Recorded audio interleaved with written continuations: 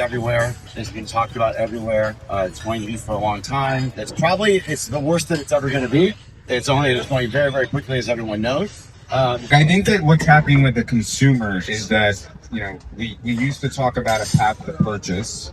That's been completely obliterated, right? And that was happening already from a digital perspective, but AI has just kind of put the nail in the coffin of the funnel as we ever thought about it.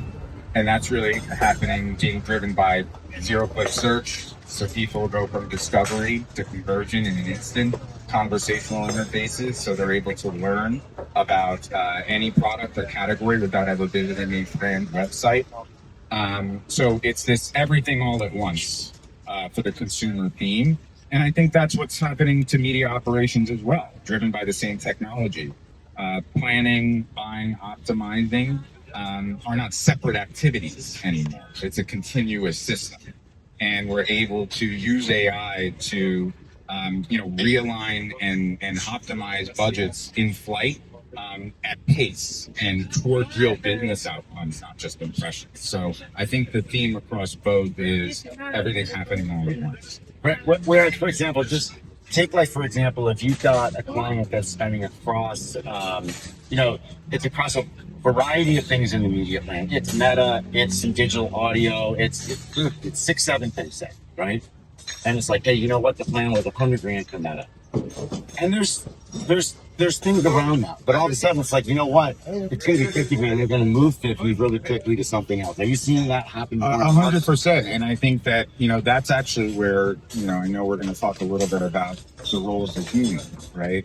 I think that the more what we're trying to do is actually have strategic conversations up front about what we're able to do from a flexibility perspective in flight, because there's so much more that can be done in real time. But you still need to have that strategic alignment up front and understanding of what's going to be acceptable, right? Because you don't want, even if it's the right thing to do, you don't want the model doing something that you haven't discussed and aligned with your client, right? So that's incumbent upon the planners and the account folks up front to plan for that kind of real-time flexibility. Yeah, I think that morning, everybody. Coming off of that, I think that there's probably on a practical buying level. I work on the performance media side and search, social, affiliate marketing, some out of home.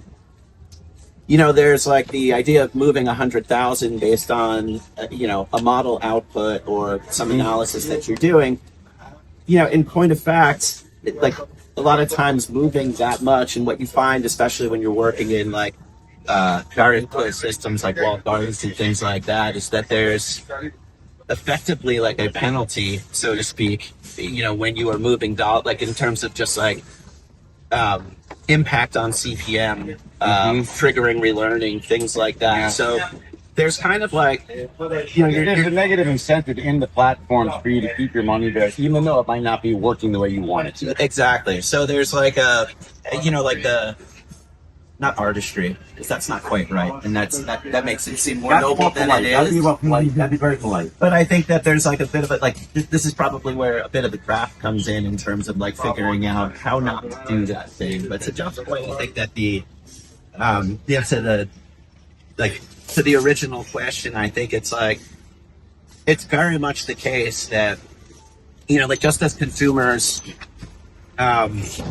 searches are not necessarily as discrete, they're more task-based, so they can be more problem-oriented. And even when we set up prompt tracking and things like that, what we find with a lot of brands is that the mistake, not the mistake, but the instinct is to look at do the same kind of keyword research or use the same types of keywords, when in point of fact, the questions are broader, and I think that again, it's a nice point, which is that's effectively what you're seeing from the media buyer, from the optimizers as well, just in terms of the kinds of insights they're trying to derive from, kind of the messaging. Do you see the thing where, if I think about a media plan from 5 years ago, and then someone who takes instruction and goes hands on people, I've always thought, even if I just think about inside of Meta or inside of a DSG, which I think is more complicated in a lot of ways,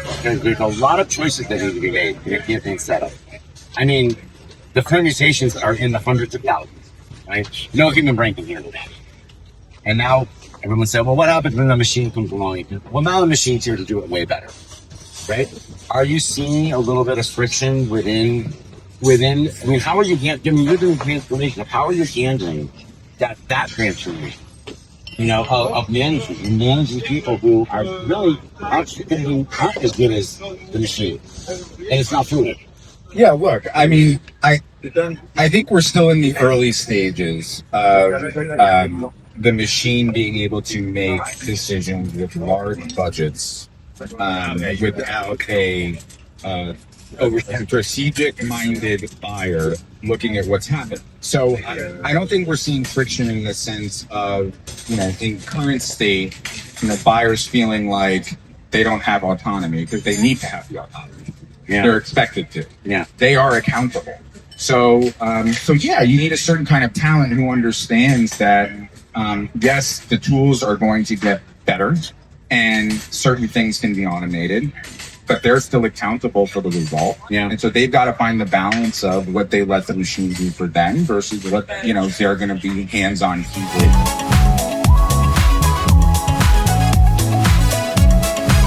So let me start with a broader view of the world, right? So when Titanic was sinking, it took 2 hours for people to decide what to do.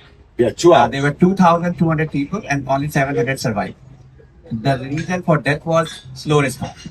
So the rate of change with whatever technology evolution which we have seen so far, from internet to cloud to mobile computing to AI, is the highest ever been. Agencies are also trying to respond to this particular rate of change, and brands is like, you know, pushing this particular change from top down. And whatever 3 core pillars we see from creative, personalization, and media planning and buying. And media planning and buying is a big lever of margins for the agencies world as well. Like if you look at it, it's changing really fast. So what you need to have is like a kind of a foundation which incorporates the tooling for the brief coming in from the planning perspective. Like in planning is a very creative problem to solve. It's a very interesting creative problem. Think about what story the brand want to communicate is where the human are really powerful, right? And once you do this particular planning, translating to a media plan, which really follows this particular planning, is a broken problem. Yeah.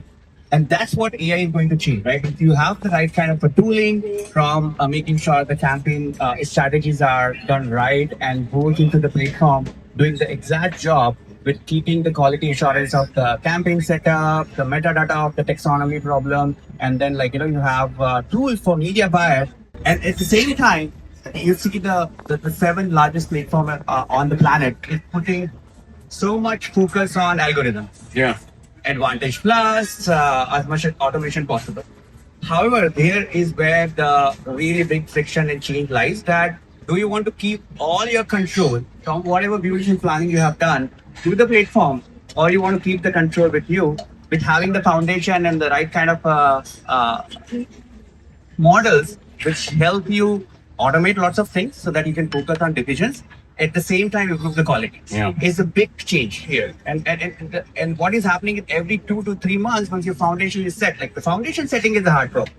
If you look at the foundation setting problem right now in the media operation world, is really hard. You have broken Excel sheets that goes into the campaign, so you have to make the lots of choices around it.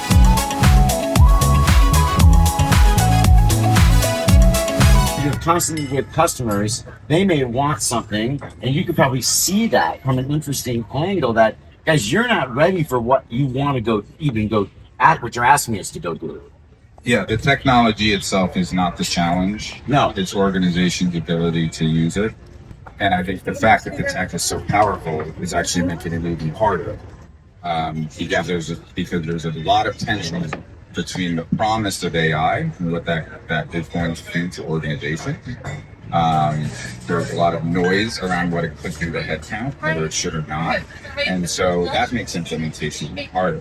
But honestly, it comes down to a lot of practical things. I mean, many organizations still have data that's completely fragmented across the enterprise. Yep. And if the data is fragmented, you're not going to get great results. You're talking about the customers, any type of brand. They have a lot of data that could be used for marketing purposes, but it's not ready to be used for marketing purposes. It's correct, and it's all over the org. And that goes for brands, and it goes for some agencies as well who want to transform themselves. And as I said, the technology allows us now to have more concurrent workflows and more continuous workflows. And so, and also teams are set up in such a way.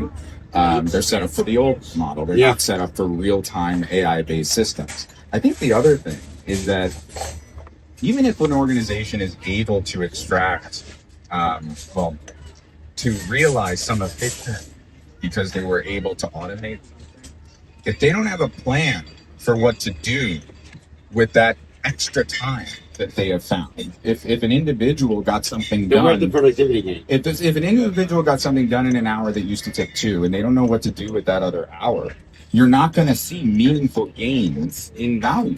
Yeah, that's exactly it. And so I think what's more important is how are we going to put those resources back into the business in higher value strategic activity that's actually going to drive growth. That's the promise. That's the promise of what you get with the extra time, and then you actually have to be able to take that next step. You got to have a plan. You have to have management. It's still always going to go back to management. Rashad Tabakawala talks a lot about this. I'm sure a lot of people here get Rashad's newsletter, and I talk to him frequently about this subject. And we can talk tech all we want. The question is how is an organization being managed? And we really are going full circle around people management. We're going to come back to hardcore, real good people management, or else you're not going to get the gains. You have to have the right incentive structures and all those things as well. So we kind of covered there sort of this rate of adoption, these sort of friction points of adoption. I want to kind of change gears a little bit toward what are the other like stopping things? Do you know what I mean? What are the things that are slowing? Like we want to go fast. And let me preface this by saying, if we go back 15, no more than that, we go back to, let's say, programmatic, 2000, I want to call it 2008, 9. It was Joanna O'Connell when she was at Forrester. I'll never forget this. Great article, by the way, great research. Except it said programmatic, the promise, transparency, efficiency, right? What was the other one? Transparency. Oh, lower cost, right?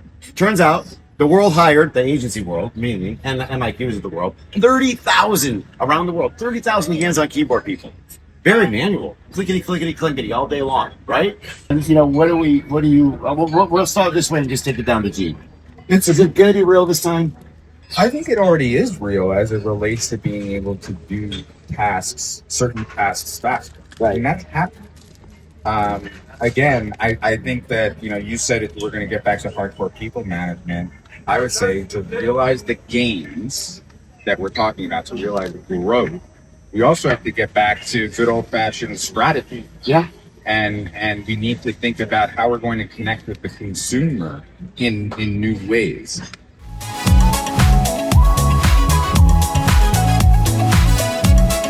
I think AI is and will be very good at optimizing around patterns, and it's going to make certain activity way more efficient in reporting, pacing, trafficking, The blocking and tackling. even first pass planning, right? Simulating scenarios. It is doing it. Yeah.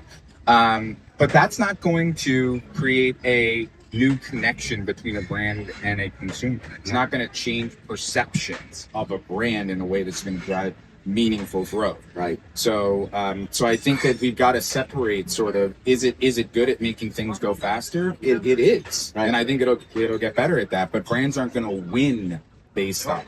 Wait, just before we move on, because you just brought up the thought. So George Lois in like 19, when was it? It was around 85. Tommy Hilfiger went to him. He said, look, I'm looking for a big idea. And George Lois, one of the greatest creators of all time, he said, I can solve your problems in like 1 minute if you're willing to.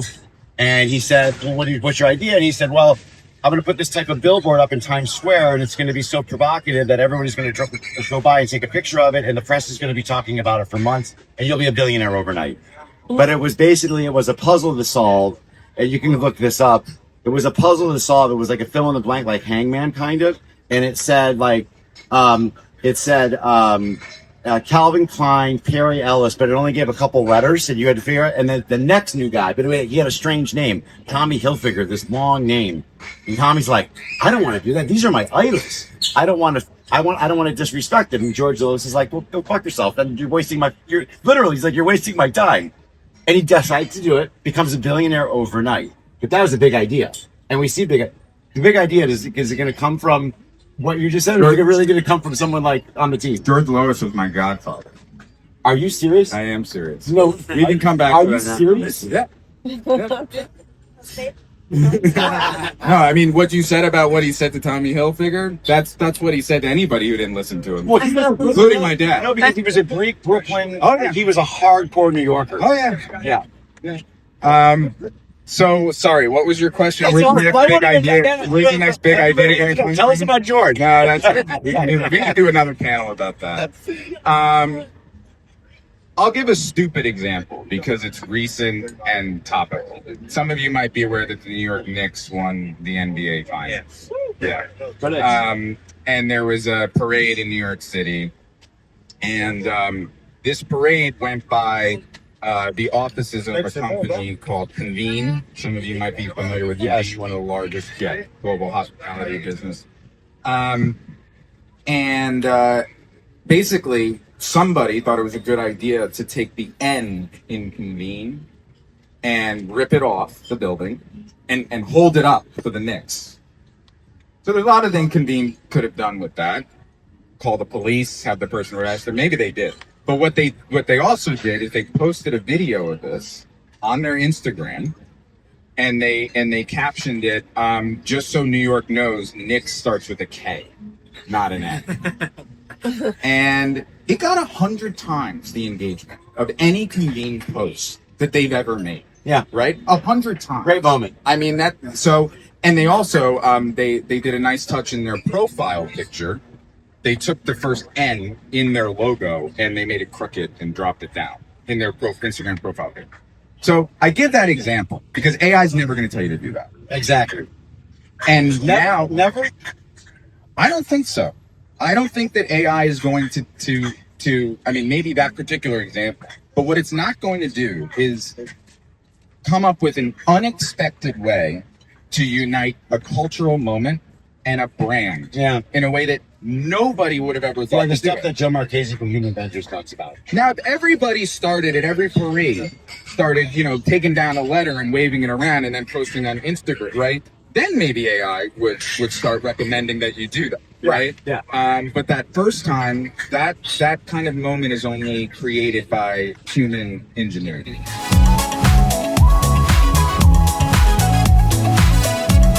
I'm going to speak generally. I think that, on the whole, I think companies who embrace this technology as a way to supercharge their people instead of replacing them are going to do better. Yeah. Yeah. And, I'll give another little example. This is a real client example. Oh, the other prediction, hope, is that we're talking more about what the technology has done versus what it can do. Yeah. That would be great also. Yeah, I mean, we're in obviously early innings. Well, we're in early innings, but I think there's a lot of promise and there's a lot of talk about possibilities, but I think the technology is good enough that there should be more outcomes. Yeah.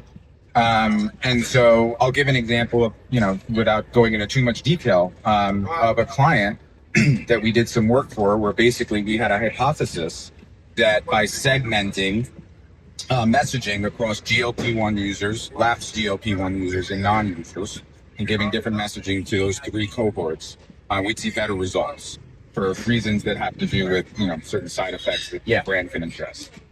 And we were able to, utilizing the data we have access to, create synthetic personas, extrapolated from real GLP-1 users and purchase data.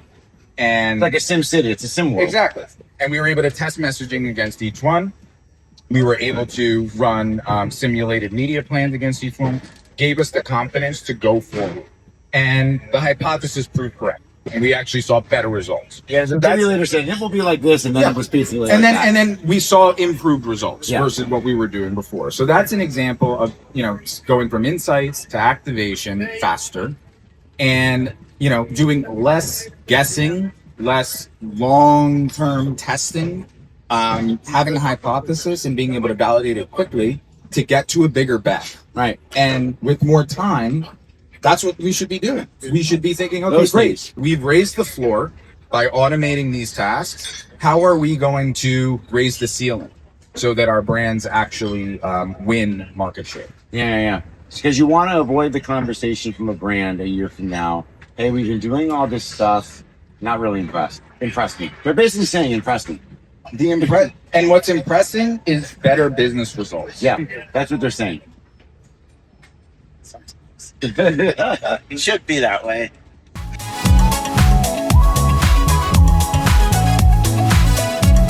I think I feel like the task of prediction, it's like an exercise in conjugation. Like it's already happened. It's happening. Yeah. It will happen. I was right before the panel, I was talking to your friends at Skyrise about, we don't service much in politicals at this point. We did work on a campaign back in maybe like 2022 or so. And what I was remarking on at the time was how far ahead that organization was analytically, and just like ability to take outputs from models and activate, make decisions, run messaging tests, understands, kind of like potential influence and push things.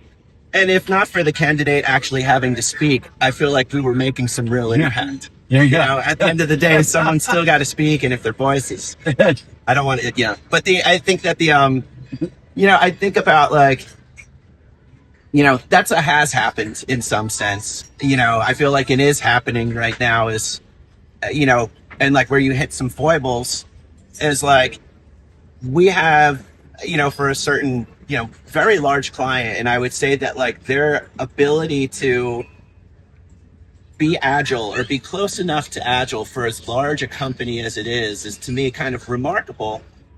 But it was like a kind of like an all out, let's figure out visibility, because on the other side of this, it's just it's going to make sense. Yeah. And I think what we're finding right now, is like, we've got like, we haven't gotten there. That would be hubris. But like, I think that like we've made a lot, like Getting there. We've made some pretty good strides just in terms of like how to expand that full visibility. But I think that like without the framework and without like understanding, like getting to a point of like, does this actually generate impact?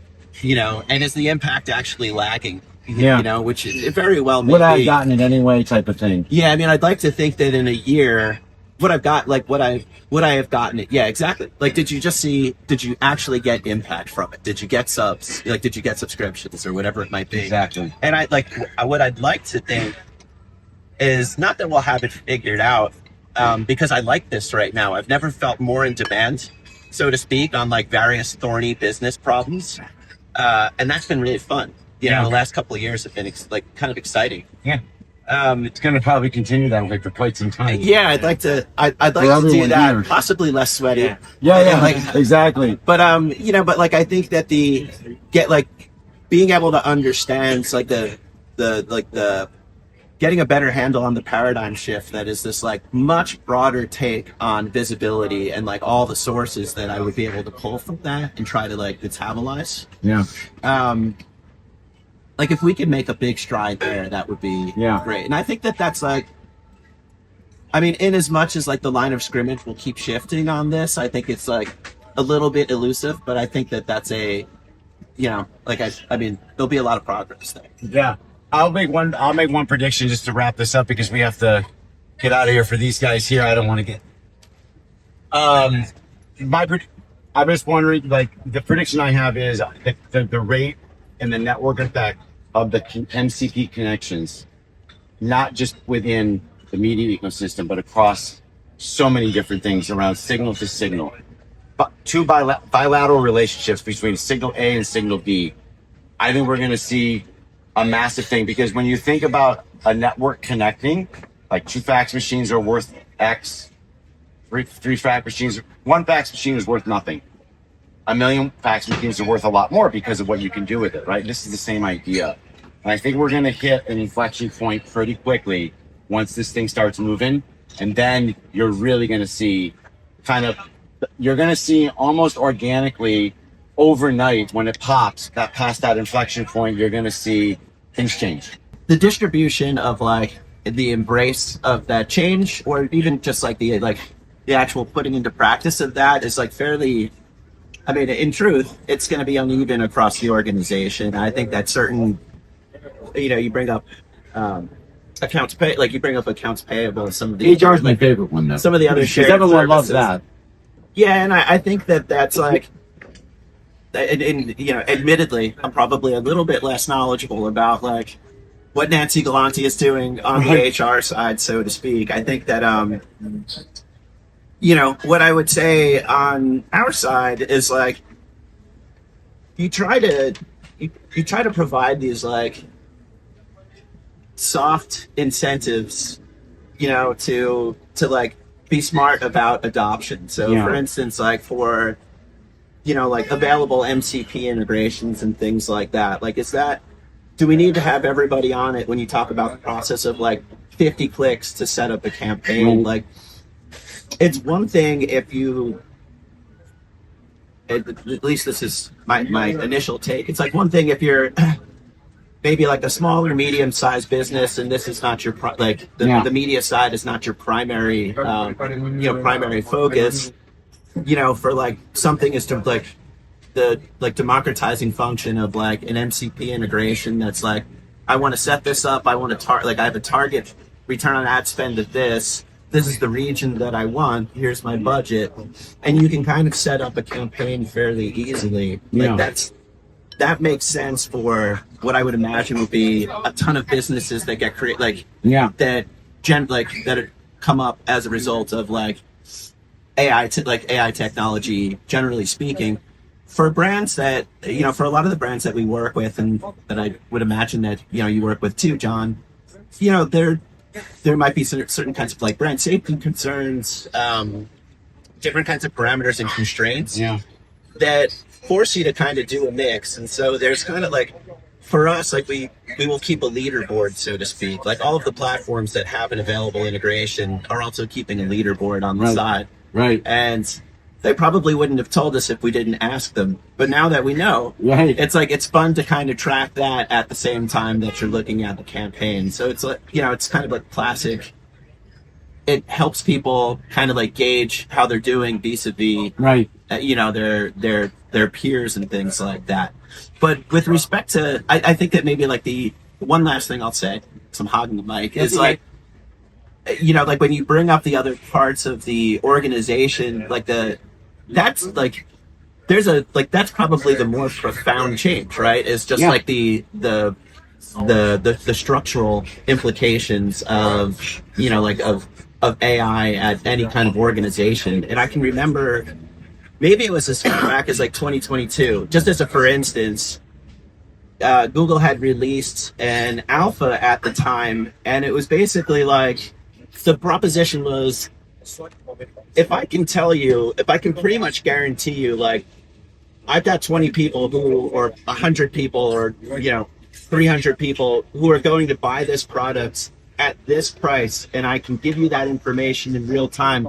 Can you adjust that price for this cohort in real time? Because I can kind of like, I can liquidate, per se, all these like prospective customers just based on the data that I have, and the take rate on it, to my understanding, was like nil. And I think that my supposition about that is like that the different parts of the organization, from like pricing, distribution, supply, and then the marketing side, who was kind of in pole position to have to make that decision on a near real time basis, it just wasn't coordinated enough to be able to like accommodate that type of decision. that might be the kind of thing. That's easy now. Yeah, well, yeah, that's like easier to do. Easier. Yeah. Easier.